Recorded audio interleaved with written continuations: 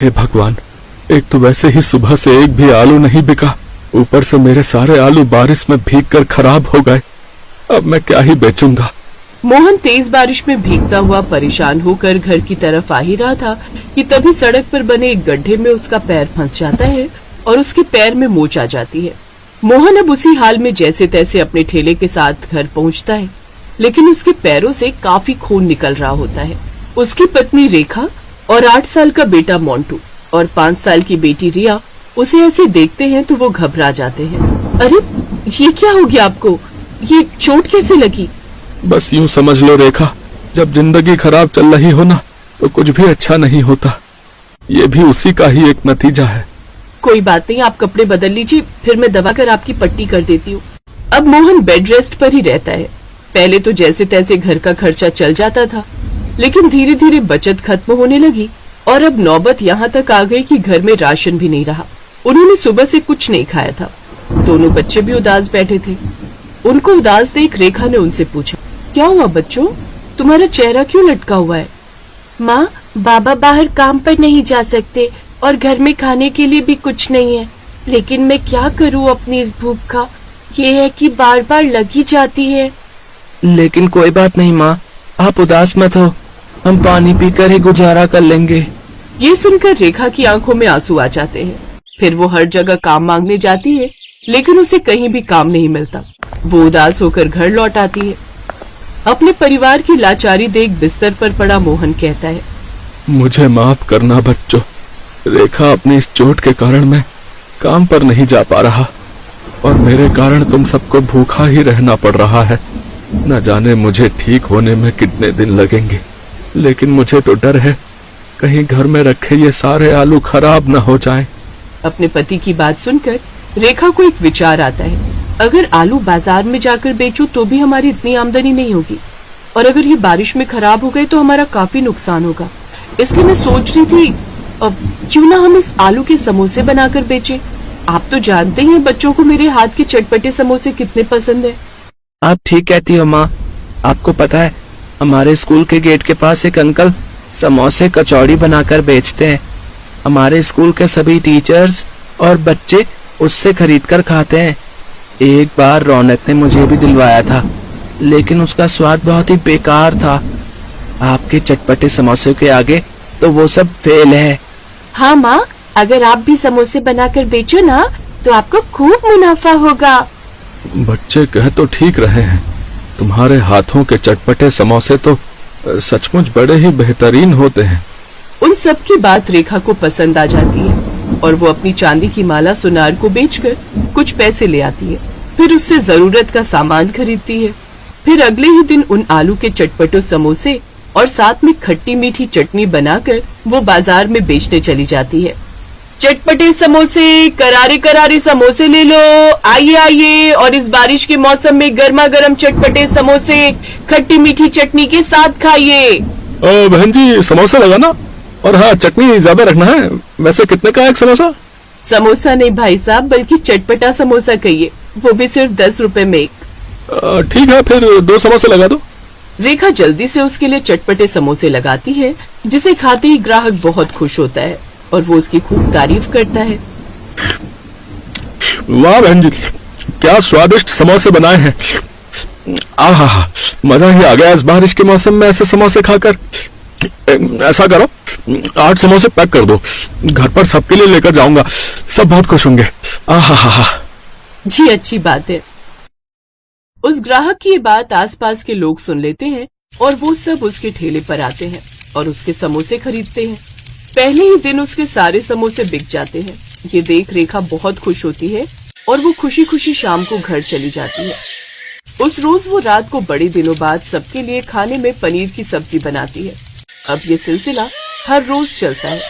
वो रोज समोसे बनाती और बाजार में ले जाकर बेचती। ऐसे ही एक रोज वो बाजार में ठेला लगाकर खड़ी होती है कि तभी मौसम करवट लेता है। उस रोज रिया भी उसके साथ ठेले पर आई हुई होती है। हे भगवान, लगता है बहुत जोरों की बारिश शुरू होने वाली है। रिया बेटी, ठेले के नीचे त्रिपाल है, जल्दी से देना मुझे। हाँ माँ, अभी देती हूँ। रेखा जैसे ही वो त्रिपाल बांधती है वैसे ही जोरों की बारिश शुरू हो जाती है। माँ, बादलों की गड़गड़ाहट से मुझे डर लग रहा है। देखो ना, बिजली भी कितनी जोरों की कड़क रही है। फिर बारिश और भी तेज और तेज होने लगती है, जिसके चलते अब त्रिपाल भी बारिश रोक नहीं पाता, जिसकी वजह से सारा पानी उनके समोसों पर आ गिरता है और सारे समोसे खराब हो जाते हैं। उस रोज उनकी बिल्कुल भी बिक्री नहीं होती, ऊपर से उनके सारे समोसे भी खराब हो गए। परेशान होकर रेखा घर आती है, लेकिन अगले दिन से वो अच्छे से अपने ठेले को सफेद पिन्नी बांध देती है और बाजार में समोसे बेचने निकल पड़ती है। हे भगवान, कल तो मेरा नुकसान हो गया, लेकिन आज मेरा कोई नुकसान ना हो। लेकिन तभी अचानक तेज आंधी तूफान आता है और एक बड़ा सा पेड़ आकर उसके ठेले पर गिर जाता है, जिससे उनका सारा ठेला टूट जाता है। हे भगवान, तूने हम गरीबों के नसीब में न जाने कितने दुख लिखे। अब तो मेरा ठेला भी नहीं रहा, अब मैं अपने समोसे कैसे बेचूंगी। अगले कुछ दिन तक रेखा अब घर पर ही रहती है, लेकिन फिर एक रोज उसे एक आदमी की आवाज आती है जो सर पर टोकरी लाद कर गली गली जामुन बेच रहा था। ये देख रेखा को एक विचार आता है और वो सर पर टोकरी लाद कर समोसे बेचने निकल पड़ती है और ऊपर से बड़ी पिन्नी से उस टोकरी को ढक लेती है। बाहर तेज बारिश शुरू होने वाली थी, लेकिन अपने परिवार का पेट पालने के लिए रेखा सर पर टोकरी उठाए बारिश में समोसे बेचने निकल पड़ती है। मोंटू भी उसके साथ काम पर जाने की जिद करता है, वो भी अपनी माँ के साथ चल पड़ता है। बारिश में गली गली घूम घूम कर वो चटपटे समोसे बेचते हैं। टोकरी को तो उन्होंने पन्नी से ढका हुआ था, इसलिए समोसे तो खराब नहीं हुए, लेकिन बारिश में भीगने के कारण मोंटी की तबीयत खराब हो जाती है और वो छींके मारने लगता है। अरे मोंटी, तेरी तो तबीयत खराब हो रही है, ऐसा कर, बारिश के मौसम में तुम काम पर मत आया करो, बेकार में तुम्हारी तबीयत खराब हो जाएगी।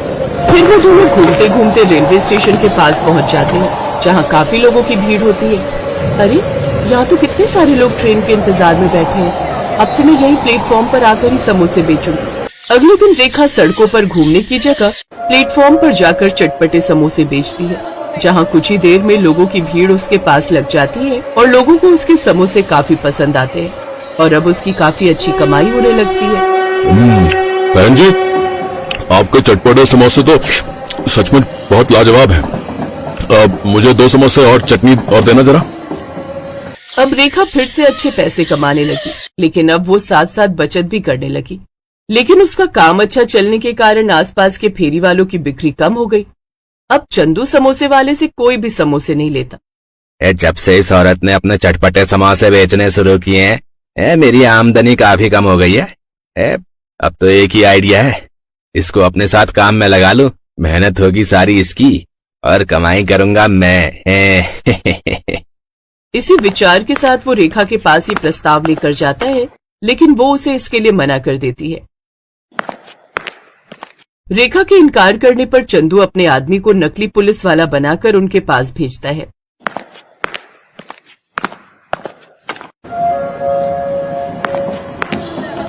चलो यहाँ से, अब से तुम यहाँ समोसे नहीं बेचोगी। लेकिन क्यों साहब, मैं तो बराबर यहाँ ये लगाने का टैक्स भरती हूँ। लेकिन तभी वहाँ असली पुलिस वाला आ जाता है, जो कि रेखा के ठेले पर रोज समोसे खाने आता था। वो उस आदमी को नकली पुलिस वाला बनने के जुर्म में अरेस्ट कर लेता है।